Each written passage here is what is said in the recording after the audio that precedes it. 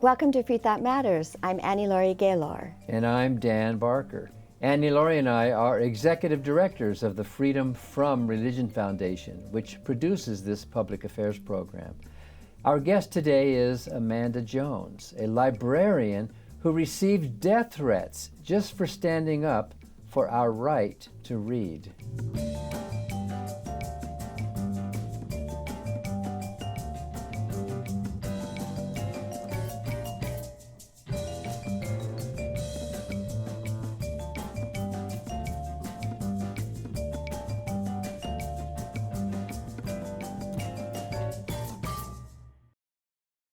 The Freedom from Religion Foundation, which produces Freethought Matters, is the nation's largest association of free thinkers. That's atheists, agnostics, and other non-believers.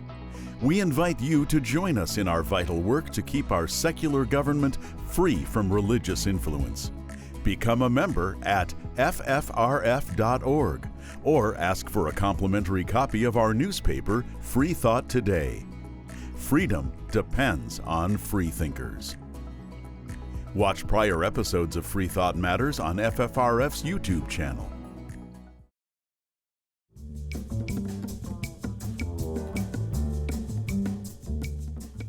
Today, we are talking about one heroic librarian's fight against book bans.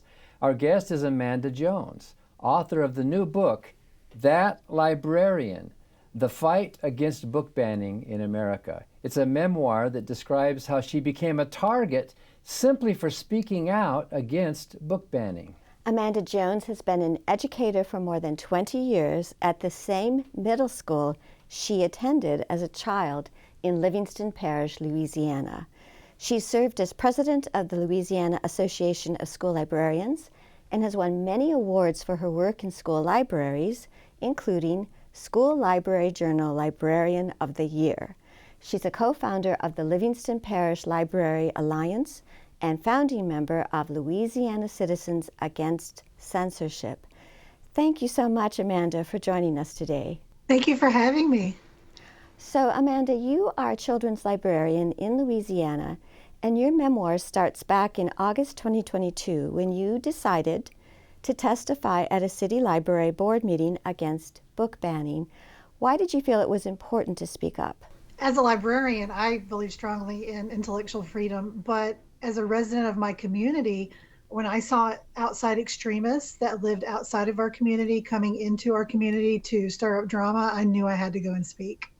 So before we ask what happened after your testimony, let's look at this excerpt of some of your remarks at that meeting. While book challenges are often done with the best intentions and in the name of age appropriateness, they often target marginalized communities such as our Black, Indigenous, people of color, and our LGBT community. They also target books on sexual health and reproduction. All members of our community deserve to be seen, have access to information, and see themselves in our public library collection. Censoring and relocating books and displays is harmful to our community, but will be extremely harmful to our most vulnerable, our children. Each family has the right to determine which library resources are acceptable for their own children, but individuals must also realize that they must afford the same rights to other parents. Nobody is putting pornography in children's sections of the library. Stop that false narrative. I was raised that God is love. What I've come to realize is that what many people mean is that God is love only if you have the same religious and political beliefs as them. In the words of author Stephen Chomsky, banning books gives us silence when we need speech. It closes our ears when we need to listen. It makes us blind when we need sight. Hate and fear disguised as moral outrage have no place in Livingston Parish. Thank you for allowing me to speak tonight.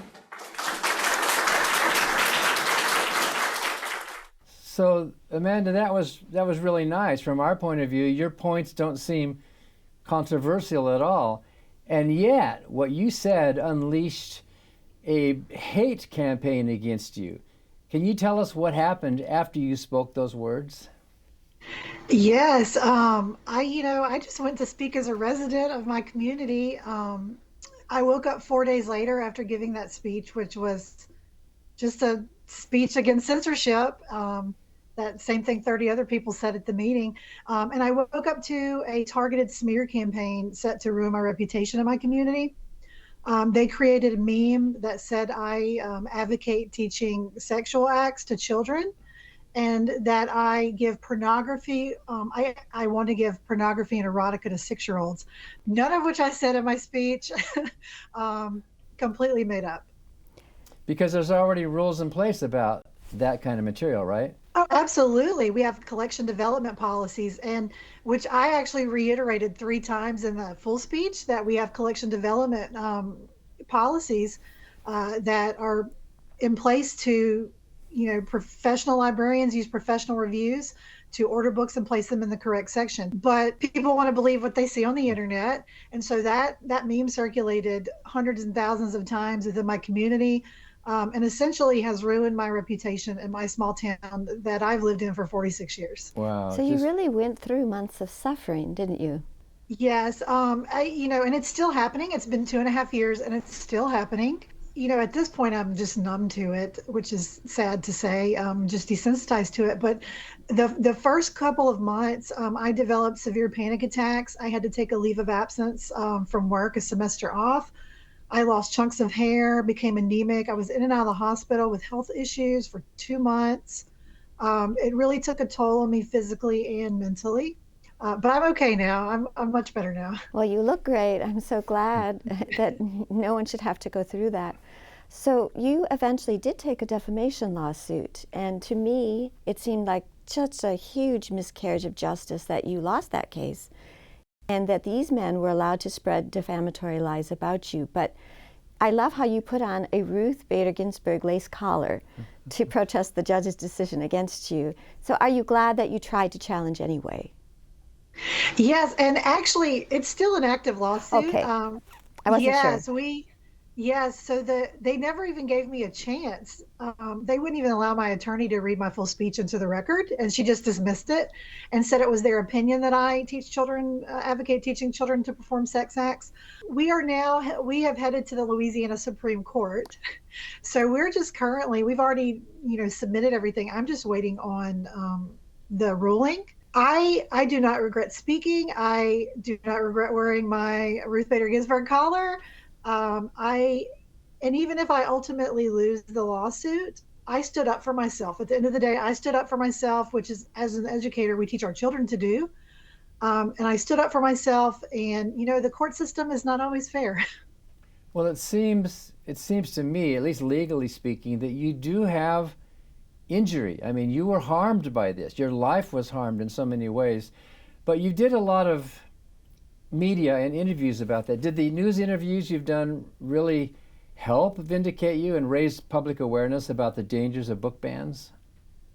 Yes, it's a double-edged sword, because they've ruled me a public figure now because of all the interviews I've done, which is fine by me, because the whole point was they wanted to silence me. And so I refuse to be silenced. So any credible journalists or credible programs, I always interview for, because I want to spread awareness of what is happening, not just to myself, to other librarians. And, the tide is turning in my community. There's been a lot of public outcry this week about some things that are happening, because our library is still under attack. And so we see the tide is turning, and I have zero regrets about anything I've done every step of the way, because I have done it with integrity and grace, and I have refused to stoop to their level. And so I'm pretty proud of that. Wow. Well, you have children yourself. So, I do. I have one daughter, yes. That's right. Now, you have become kind of a poster child for librarians across the country. I know you do speaking engagements. How has all of this altered your life? I mean, I know there's been very negative things, but what about the positive things since that testimony? So there has been a lot of positives. And so I like to say I'm making lemonade out of lemons, doing the best I can. And so some of the positives, I've been able to meet some incredible authors. I was fortunate to meet Amy Tan. Wow. And I got to share with her how, as a 7th grade teacher, I used to teach her short stories and how her books have changed my life. I've gotten to meet Judy Blume, which I write about. I write about Judy's book, and I actually dedicated it in part to her. That's right. Yes, very lucky. I'll actually be getting to go and do an event at her bookstore in March. And um, something else is I've been being filmed for a documentary that is executive produced by Sarah Jessica Parker and Maria Cuomo Cole. So I've got to meet some very interesting people, and it's provided me with several opportunities. And That's besides very that, cool. you now have a best-selling book too. So isn't that amazing? I do, and as a librarian, to have my own ISBN number. I have it framed.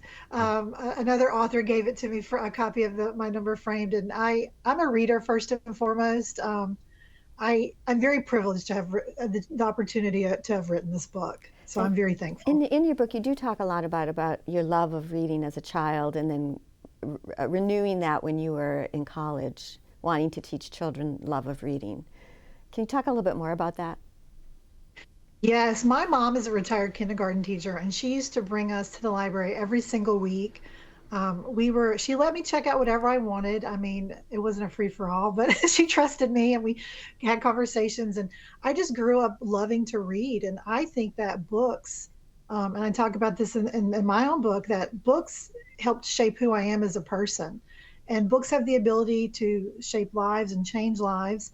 Um, I really still can't believe I wrote a book. But I was an elementary education major in college, and I took several literature classes, and it just renewed my love of reading. And so I took the classes to become a school librarian, and I think it's the best job in the world because I get to connect kids with, home run books that hopefully, maybe I won't create a reader for life, but I can try.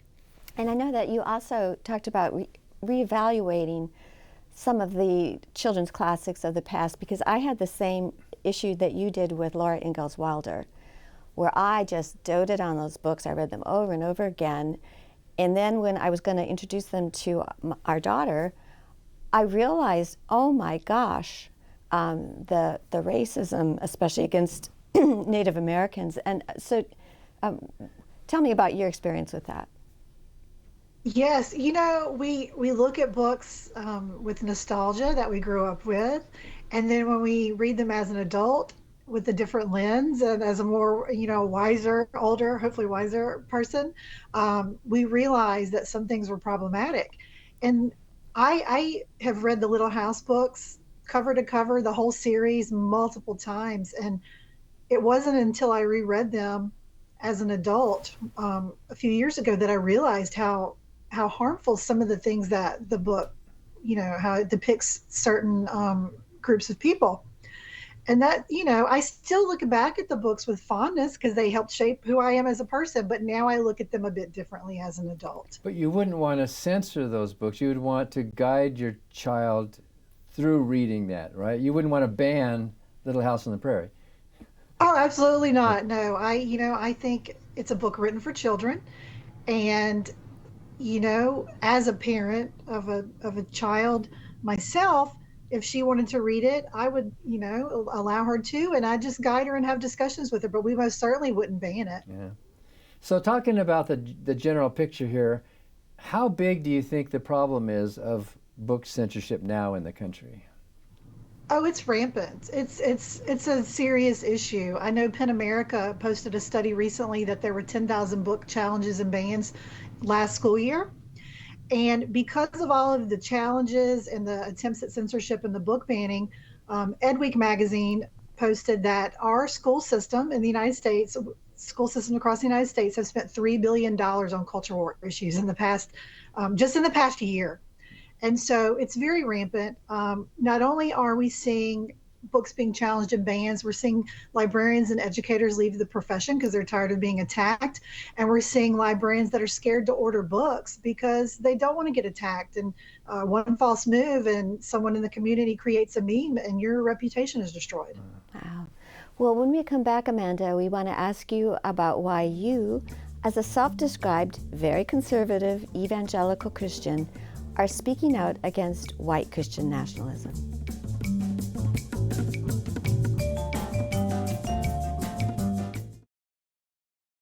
Hi, I'm Ron Reagan, an unabashed atheist.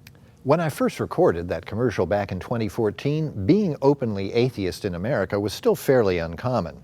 Today, the fastest growing religious group in the country is the non-religious, especially among the young.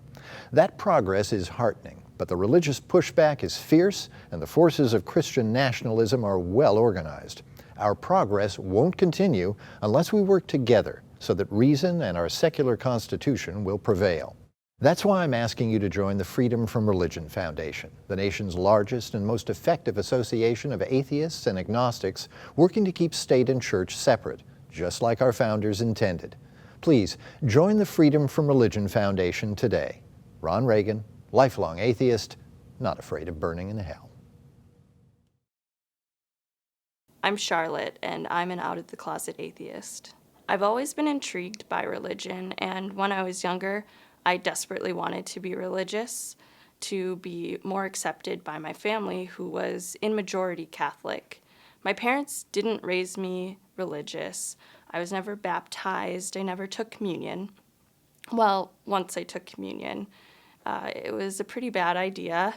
I don't think it was worth a church full of angry elderly who glared at me as I waved the communion wafer back and forth asking my grandma what should be done with it. Also, the wine was pretty gross. From this experience and countless others, I came to 3 conclusions that sort of dictate how I live my secular life. One is that I find people of faith to be more exclusionary and less accepting. 2 is that I would rather work to please the people around me who I care about than someone who, to my knowledge, doesn't exist. And 3, that I would rather help people than pray for them.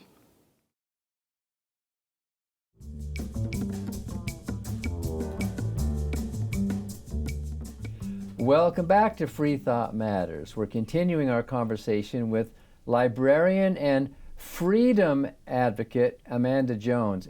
And that word freedom is spelled with the word read, R-E-A-D, within it. Amanda Jones is author of the major new book, That Librarian, The Fight Against Book Banning in America. Amanda, you describe yourself as a very conservative evangelical Christian and attending a Baptist church every week, and you've taught Sunday school for years. Yet you are very committed to the concept that libraries are for everyone, and you're highly critical both of white Christian nationalism and the targeting of LGBTQ individuals. So how does that fit with evangelical Christianity? I wouldn't say that I'm evangelical anymore. No. I grew up Southern Baptist, and I'm still a Christian. But the thing is, the way I was raised in a very conservative home, in Southern Baptist home, was that God is love, and that you should love thy neighbor as thyself and be a good Samaritan. And I'm not seeing that in the people in my community that profess to be Christians. Christianity should never be used as a weapon, and that's what I'm seeing right now.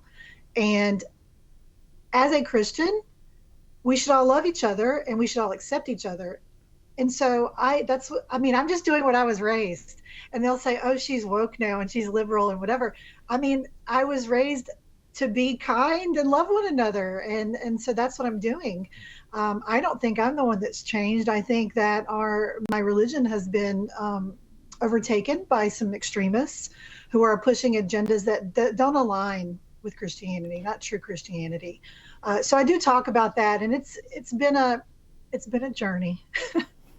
So you also talk about supporting the separation of church and state in your book. Why? So as an educator, I've taught children from all walks of life, and so I've taught children that were of different religions than the majority of my community, and I've seen how uncomfortable they would feel when we used to do prayer in school, and I would see how uncomfortable they would get when different events and things. And to me, every child in our school and every child in our community deserves to feel loved and seen, and not made to feel other just because they are not the same religion as the majority. I don't feel that religion has any place in a public library or in a school. because that's something that can be taught at home and should be taught at home, in my opinion. But each parent is responsible for their own child. Schools and public libraries are not responsible for teaching religion. And then, how do you even, when you think about the fact that the majority of people in my community would say that they are Christian, but then you look at that, you've got Catholics, and then you break down the different Protestant religions, and who's to say what religion we are going to be focusing on, what prayer we're focusing on. It just becomes a slippery slope, and we just need to keep it out of our school system and our public libraries. So talking about parents, isn't there an irony here that a lot of extreme conservatives are all in favor of parental rights, right? Except now they want to deny parental rights when it comes to book banning. Well, they want to deny some parents the right for their children to read. Yeah. Yes, instead of just focusing on their own children, they want to deny other people's children. And I absolutely believe in parental rights. I'm a parent, but I don't believe that any other parent has the right to tell me what my own child can and can't read, and what my own child can and cannot have access to in the public library. I trust the public librarians to make sure our collection is curated, but I also go to the library with my child. It's not a daycare. So I think that each person should be responsible for their own child. But also, as a parent, I want my child to grow up to be a kind, loving person. And so I'm seeing that the same people that speak about parental rights are being very ugly and kind and harassing when they push these messages. And to me, that sets a very horrible example to children, the very children they're trying to protect. Your book does a great job of dispelling many myths that are promoted by book banners. Could you maybe walk us through the basics of how you and other librarians are ensuring age-appropriate choices for children? Yes, and I will say, I thought that was the most boring chapter of my book, but everyone has commented on it and said, like, they didn't know, because if you're not in this field, you don't know exactly how it works. But schools and public libraries differ in that a public library is birth to death. So you have, for all age ranges. Schools are more specific. For instance, if I am at a school with 9, 10, and 11-year-olds, we have a collection development policy, as do public libraries. So I will only order books that are professionally reviewed for 9, 10, and 11-year-olds. In the public library, they order for all age groups, but they use those professional review sources to guide where they place them in the library. What we're seeing is that people that are pushing book bans will take a page of a book out of context that's usually written for teens or adults, and they will say, oh, this is in the children's sections of the library to stir up drama, but they're never found in the children's sections of libraries. Books with difficult topics might be found in the teen section, but in Louisiana, 16-year-olds can get married. And so I find it very ironic that they are saying, well, 16-year-olds shouldn't be able to read about reproductive health, but yet they can get married. And don't public libraries already have a process to deal with book complaints? Absolutely. School and public libraries both do. And we have what's called a reconsideration form. And so parents at schools and patrons in public library systems can file a challenge. And I believe, and that's their right, if they feel, hey, I think you might have made a mistake and maybe this book needs to be moved, or maybe we need to re-examine that. That's their right. And as a professional librarian, I support that. But that's not what we're seeing. We're seeing people that are filing hundreds of challenges at a time, taking books out of context, or in the case of my community, they'll say that a book is sexually explicit just because it has a character from the LGBTQ plus community, when it has no sexual content in it whatsoever. I love the line in your book where you say books should be considered innocent until proven guilty, just like people. So what about the fraught topic, you kind of touched on it, of sexuality and sex education? How do children's librarians handle that? Again, when we order books, we take into consideration the curriculum that's being taught at school. We take into consideration, I survey my students, what do you want? And then I use professional reviews. So as a librarian of children that are 9, 10, 11, I would never have anything sexually explicit in it. Might I have a book where two kids hold hands? Yes. But I would never have a book with sexually explicit content in the school library. But girls need to, and boys need to learn about puberty and periods. I mean, you can't. Oh, exactly. Exactly. And we do have, you think about schools, we have anatomy classes, biology classes.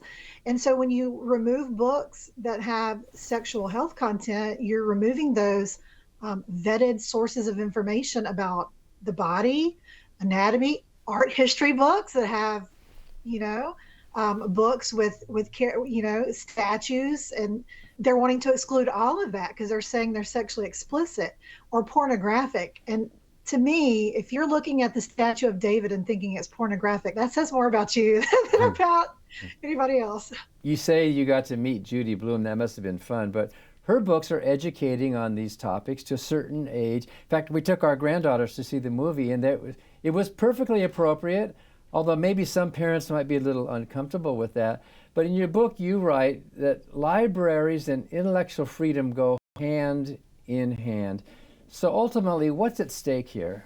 Well, ultimately, what's at stake is there's multiple factors to this. Not only are they banning and censoring books that are targeting historically marginalized communities, and they're trying to erase history and wipe out, whole sections of our society, but we're also seeing legislation geared towards devaluing our profession with the ultimate goal of defunding public libraries and public schools. So there's a lot at stake. When you defund public schools, you erase the Department of Education. You take libraries and make them privatized. It opens up the door to push one certain agenda. And libraries and schools are for everyone. Everyone in the community pays taxes. Everyone deserves to see themselves on the shelves, in the stories, and to learn factual information. So in 30 seconds, and this isn't fair, what can viewers do to protect the freedom to read? Pay attention to your school board and public library board meetings. Go out and vote. And if you see a petition trying to save libraries, please sign it. Please email your leaders to not fall prey to, the lies about libraries that are happening right now. Maybe give a little love to your local librarians. Yes, support your librarians and use your library. Yes. Download those books. Go sign up for programs. That's how we keep libraries open. The book is called That Librarian. Thank you so much for being with us today. Thank you for having me. And thank you for watching Freethought Matters. Because free thought matters.